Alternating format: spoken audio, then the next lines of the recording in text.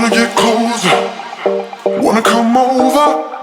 I wanna get moving, grooving. Your folks disapproving. We can have fun, yeah. Don't need no money. Today is all about your unique style and how to develop it.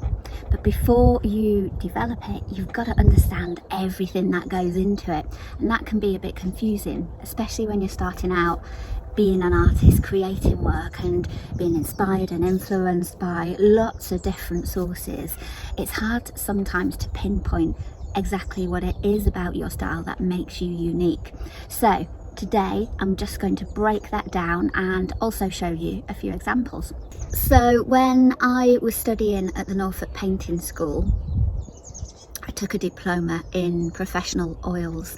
Martin Kinnear, who's the founder of the school and the tutor on my diploma, he took us through a process of understanding that your style is like bricks, and you need a number of these bricks to make your own house style.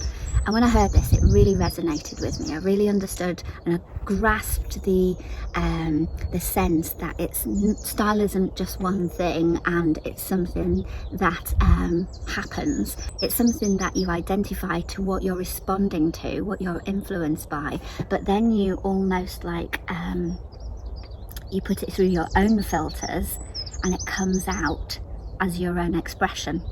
And sometimes what I see with artists when they're starting out, they'll be inspired and influenced by things, so that's the input, and then they'll just reflect exactly that straight back out, so they actually don't put any of their own self into their work.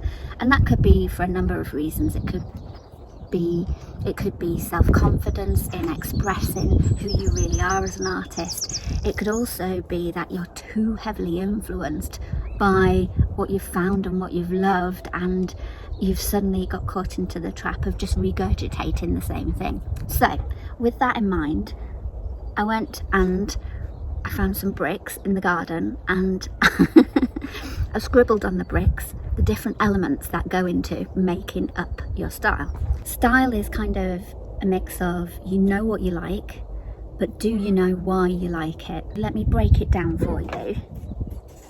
Oh, we're going to build it up actually. Bringing in subject first of all.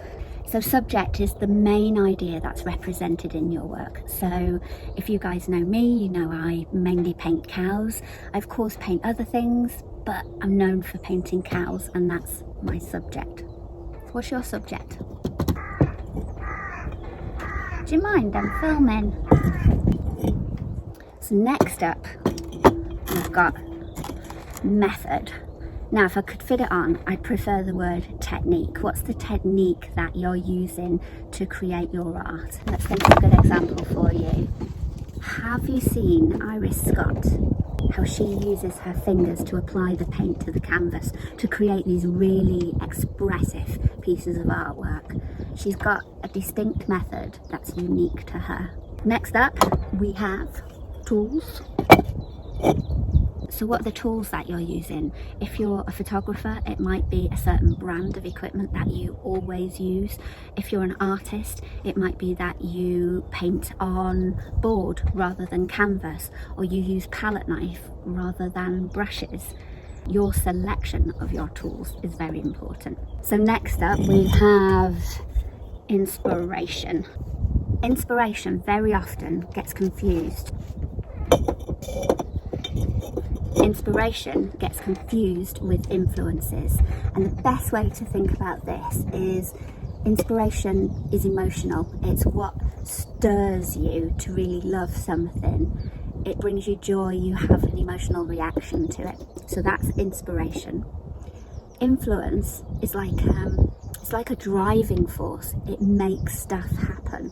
And sometimes what I see happen, very often people get inspired and they don't do anything about it. They don't take action.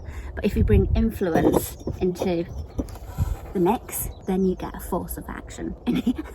Any bricklayers out there at the moment are going, oh my God, what's she doing? Now, let me stand up. This wall is getting taller. So next up, we have materials. Materials and tools very often go together, But it might be that you really love painting on stretched linen, or you love painting on plaster. Maybe if you're a photographer, you love collecting textured materials, or certain types of backgrounds that suit you and your style.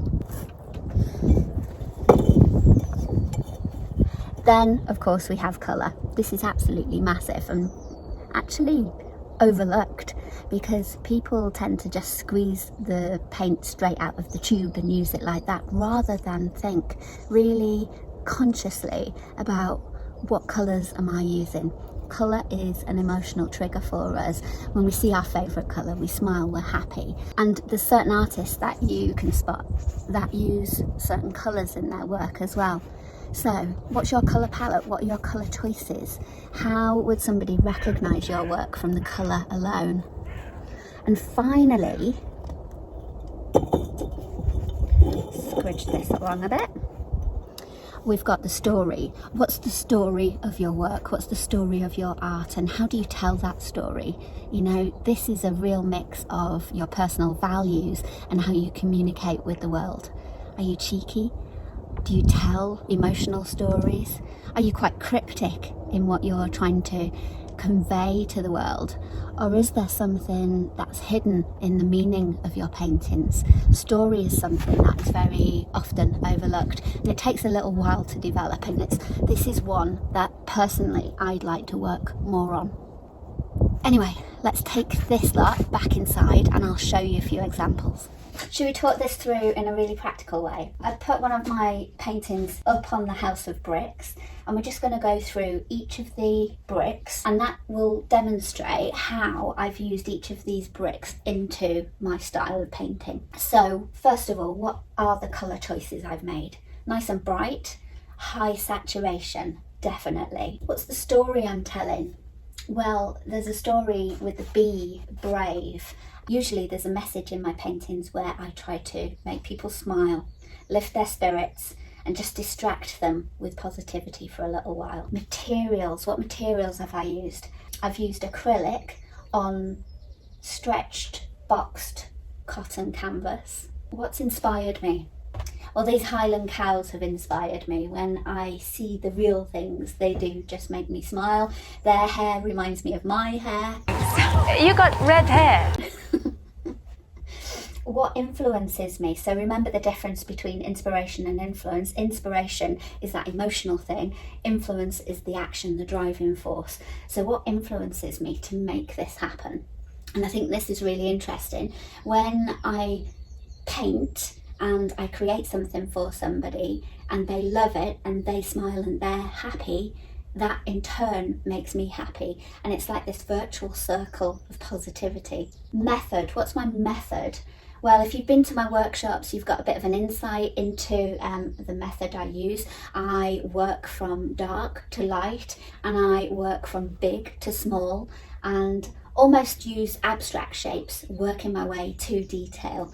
And that process and that method I figured out by taking lots and lots and lots of photos of paintings that were going right and some paintings that were going wrong. And eventually, once looking at all of these photos, I could figure out what my process was. Subject, well, of course, it's the cows.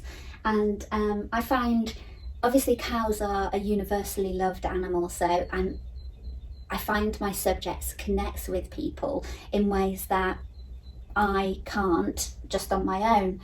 I can say much more with these characters than I ever could just little old me. So these ladies say an awful lot more than I ever could. The tools I use, I mainly use brushes, but I have 3 types of brushes that I use. The tools I use 3 main brushes, 3 favourite brushes. A big decorator's 2-inch brush, a medium flathead brush, and then a small shader brush.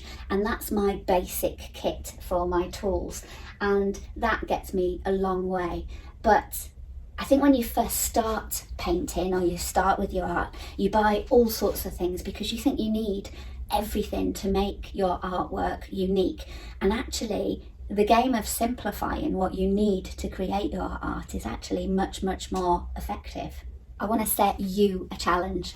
In your bullet journal, I'd like you to pick 4 artists that you really, really love, and I'd like you to break down all of their style bricks. Once you've analysed those 4 artists' style bricks, I then want you to pull out the common style bricks that you can see, because that is what you love as an artist, and that is what's going to inspire you.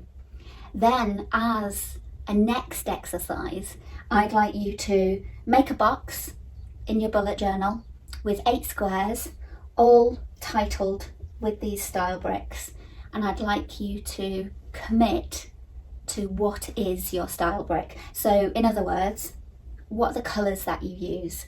What story are you telling? What materials do you use? How do you get your inspiration? What makes it happen for you? What's the influence? And a good question to ask here is why? Then what's the method? What's your approach? What subject are you going to focus on? And what tools are you going to use?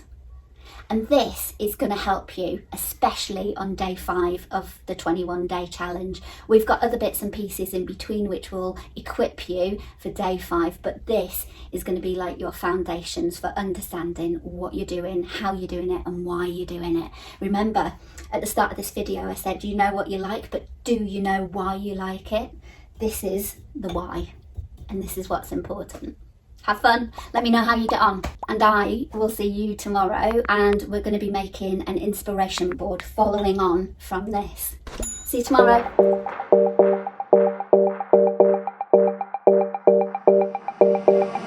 I wanna get closer, wanna come over, I wanna get moving, grooving. Your folks disapproving, we can have fun, yeah. Don't need no money, and we can be brilliant without millions.